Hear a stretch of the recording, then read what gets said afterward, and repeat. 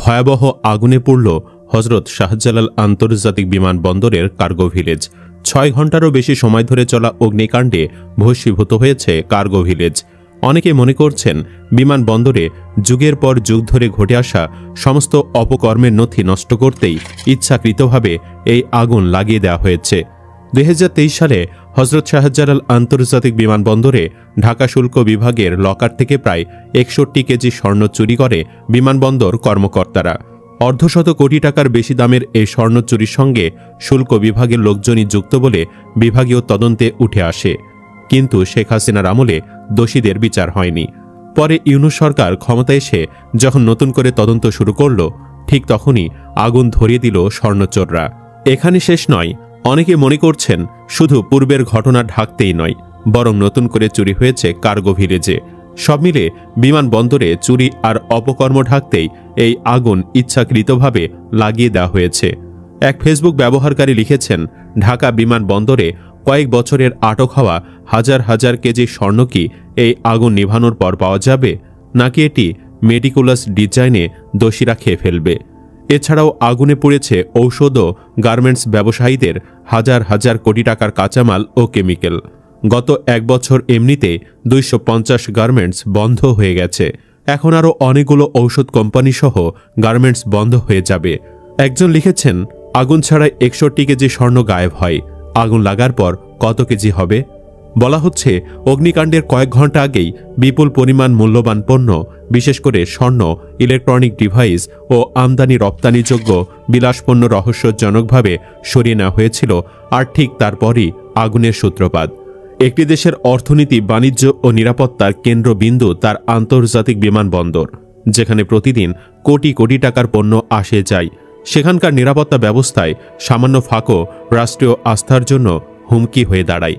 কিন্তু হজরত শাহজালাল আন্তর্জাতিক বিমানবন্দরের কার্গো গুদামে ঘটে যাওয়া সাম্প্রতিক অগ্নিকাণ্ড যেন সেই আস্থার মূল ভিত্তিকে নাড়িয়ে দিয়েছে। ফায়ার সার্ভিস, সেনা, বিমান বাহিনী ও স্বেচ্ছাসেবকদের 6 ঘন্টার চেষ্টায় আগুন নিয়ন্ত্রণে আনলেও তখন পর্যন্ত কোটি কোটি টাকার ক্ষয়ক্ষতি হয় আর হারিয়ে যায় বহু গুরুত্বপূর্ণ কাগজপত্র ও পণ্যের রেকর্ড। তবে সূত্র আরও জানায় যে ইচ্ছে করে আগুন বাড়তে দেওয়া হয়েছে। এই ঘটনা শুরু থেকে প্রশ্ন, এটি কি কেবল একটি দুর্ঘটনা নাকি সুচিন্তিত ষড়যন্ত্রের অংশ? এয়ারপোর্টের মতো স্পর্শকাতর স্থানে আগুন দুর্ঘটনাবশত লাগতেই পারে, তবে আগুন নিয়ন্ত্রণের তৎপরতা কেন ছিল না? তথ্য অনুযায়ী আগুনের আগে পণ্য স্থানান্তরের, অর্থাৎ আসল মালিক নয় একটি বিশেষ দলে লুটপাট করে পণ্য সরিয়ে নেওয়ার ঘটনা কি প্রমাণ গায়েব করা পূর্ব পরিকল্পনার ইঙ্গিত নয়? এই ঘটনায় বিমানবন্দরের কিছু কাস্টমস কর্মকর্তা, সিভিল এভিয়েশন কর্মচারী ও স্কাই ক্যাপিটাল এয়ারলাইন্সের প্রভাবশালী মহল জড়িত রয়েছে বলে নিশ্চিতভাবে নাম পরিচয় যাচাই বাছাই করা সম্ভব হয়নি। স্পষ্ট তথ্য অনুযায়ী কার্গো ইয়ার্ডে অবৈধ পণ্য ও অনিয়মের নথি নষ্ট করার উদ্দেশ্যে আগুন লাগানো হয়। এটি প্রথম সময়ে বিমানবন্দরের ভেতরে মূল্যবান পণ্য পাচার বা গায়েব হওয়ার ঘটনা ঘটেছে, কিন্তু প্রতিবারই তা তদন্তাধীন থেকে চাপা পড়ে গেছে প্রভাবশালী মহলের হস্তক্ষেপে। বাংলাদেশের বাণিজ্য এখন মূলত আকাশপথে নির্ভরশীল। এই ধরনের ঘটনা শুধু আর্থিক ক্ষতি ডেকে আনে না, বরং বিদেশি ব্যবসায়িক আস্থা ও বীমা সংস্থার চোখে দেশের ভাবমূর্তিকে প্রশ্নবিদ্ধ করে। যদি এই ঘটনার প্রকৃত কারণ উদ্ঘাটিত না হয়, তবে আন্তর্জাতিক বাজারে বাংলাদেশের কার্গো পরিবহন ও আমদানি রপ্তানির ওপর কঠোর নজরদারি আরোপ হতে পারে। এমনকি IATA নিরাপত্তা সার্টিফিকেশন নিয়েও সংকট দেখা দিতে পারে। সরকার দ্রুত তদন্ত কমিটি গঠন করেছে, কিন্তু প্রশ্ন হল, বিগত সময়ে কতগুলো তদন্ত কমিটি গঠন হয়েছে আর কতটির ফল বাস্তবে দেখা গেছে? একটি রাষ্ট্রের জনগণ যখন তদন্তের ওপর বিশ্বাস হারায়, তখন প্রশাসনিক জবাবদিহিতা ধ্বংস হয়। এই আগুনের ঘটনায় যদি সত্যি প্রভাবশালী চক্র জড়িত থাকে, তবে তা কেবল একটি অপরাধ নয়, বরং রাষ্ট্রবিরোধী ষড়যন্ত্র। শাহজালাল আন্তর্জাতিক বিমানবন্দরের গোদামে লাগা আগুন কেবল একটি দুর্ঘটনা নয়, এটি রাষ্ট্রীয় অব্যবস্থাপনা, দুর্নীতি ও নিরাপত্তাহীনতার জ্বলন্ত প্রতীক। আগুন নাটকের আড়ালে স্বর্ণ ও মূল্যবান পণ্য সরিয়ে নেওয়া শুধু অর্থনৈতিক অপরাধ নয়, বরং জাতীয় বিশ্বাসঘাতকতা। এই অগ্নিকাণ্ডের ধোঁয়ার ভেতরে লুকিয়ে আছে সেই প্রশাসনিক গলদ ও দুর্নীতির গন্ধ, যা উন্মোচিত না হলে পড়তে থাকবে শুধু কার্গো ইয়ার্ড নয়, পূর্বে রাষ্ট্রের সততা, জনগণের আস্থা আর বাংলাদেশের আন্তর্জাতিক ভাবমূর্তি।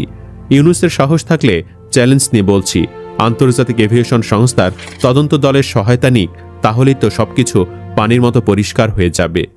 অনেকে আবার মনে করছেন বাংলাদেশের প্রতিটা রন্ধে রন্ধে রয়ে গেছে হাসিনার বসিয়ে রাখা দোসররা। তারা এর আগে সচিবালয়ে ইচ্ছাকৃত আগুন ধরিয়ে সমস্ত দুর্নীতির তথ্য মুছে ফেলেছে, আর এবার বিমানবন্দরে আগুন দিয়ে মুছে ফেলা হলো চুরির তথ্য। এটা কখনোই দুর্ঘটনা নয়। উল্লেখ্য, 2023 সালে হাসিনা লোকজনের স্বর্ণ চুরির ঘটনা দেশব্যাপী আলোচনার জন্ম দেয়। এরপর তদন্তের মাধ্যমে বড় কর্মকর্তাদের বাঁচিয়ে ছোট পদে থাকা 3 জনকে ফাঁসিয়ে দেওয়া হয়। তবে ছোট পদে থাকা 3 জন কর্মী বিমানবন্দরের মতো সুরক্ষিত এলাকার গুদাম থেকে বিপুল পরিমাণ স্বর্ণ সরিয়ে নিল, কেউ টের পেল না। এ নিয়ে অনেকটা বিস্ময় তৈরি হয় বিমানবন্দর সংশ্লিষ্টদের মধ্যে। এর সঙ্গে ভেতরে বাহিরের আর কেউ যুক্ত আছে কিনা সে প্রশ্নও সামনে আসে, কিন্তু কাজের কাজ কিছু হয়নি। গোয়েন্দা পুলিশের একটি সূত্র জানায়, এর সঙ্গে ঊর্ধ্বতন কারো কারো যুক্ততা থাকতে পারে বলে আঁচ করা যাচ্ছিল। এজন্য কয়েকজন ঊর্ধ্বতন কর্মকর্তাকে জিজ্ঞাসাবাদ করা হয়।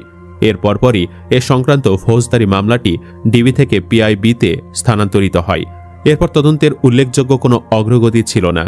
এরপর 2025 এপ্রিলে শাহজালাল আন্তর্জাতিক বিমানবন্দরে কাস্টমসের গুদাম থেকে 61 কেজি সোনা চুরির মামলার দায়িত্ব পুলিশ ব্যুরো অফ ইনভেস্টিগেশন থেকে দুর্নীতি দমন কমিশনে হস্তান্তর করা হয়।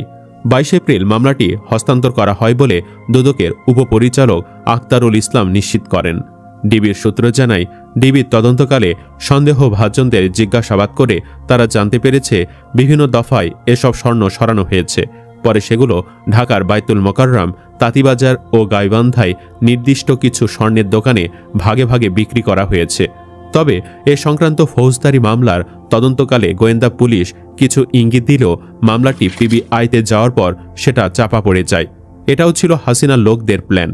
ডিবি তখন সন্দেহভাজন হিসেবে 8 জনকে গ্রেফতার ও রিমান্ডে নিয়ে জিজ্ঞাসাবাদ করে, যারা বিভিন্ন পালায় শুল্ক বিভাগের ওই গোদামের দায়িত্বে ছিলেন।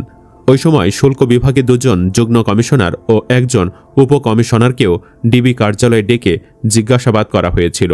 এর কয়েকদিন পরেই মামলাটি ডিবি থেকে তদন্তের জন্য পিবিআইতে পাঠানো হয়। এখানে লুকিয়েছিল আসল রহস্য। মামলা যখনই এক দফতর থেকে অন্য দফতরে গেছে, তখনই সবার বোঝা হয়ে যায় পিবিআই এই ঘটনাকে চাপা দেওয়ার চেষ্টা করছে। এরপর দুদক বুঝতে পারে পিবিআই এই ঘটনাকে ধামাচাপা দিয়ে দিবে। তখনই মামলা পিবিআই থেকে দুদকে হস্তান্তর করা হয়। আর যখনই দুদক দোষীদের ধরতে কাজ চালাচ্ছিল, তখনই আগুন দেওয়া হলো কার্গো ভিলেজে। অথচ শুরুতে ডিবি খুবই দারুণভাবে কাজ করছিল। শুল্ক বিভাগের একাধিক কর্মকর্তার নাম প্রকাশ না করার শর্তে বলেন, তাদের ধারণা ছিল গ্রেফতার ব্যক্তিদের জিজ্ঞাসাবাদ করে ডিবি স্বর্ণ উদ্ধার করবে। স্বর্ণ উদ্ধার হলে কিছুটা হলেও শুল্ক বিভাগের মুখ রক্ষা হবে, কিন্তু তা হয়নি। ডিবি শুল্ক বিভাগের ঊর্ধ্বতন কর্মকর্তাদের নিয়ে যায়। 2 জন যুগ্ম কমিশনার ও 1 জন উপকমিশনারকে ডেকে ডিবি কার্যালয়ে নিয়ে প্রায় 5 ঘন্টা আটকে রাখা হয়। তাদের কাছ থেকে লিখিত বক্তব্য নেওয়া হয়। তখন শুল্ক বিভাগের ঊর্ধ্বতন কর্মকর্তারা আশঙ্কা করেন এ ঘটনায় আসল জড়িতরা ধরা পড়ে যেতে পারেন। এরপর মামলাটি ডিবি থেকে সরানোর জন্য নানাভাবে তদবির করা হয়।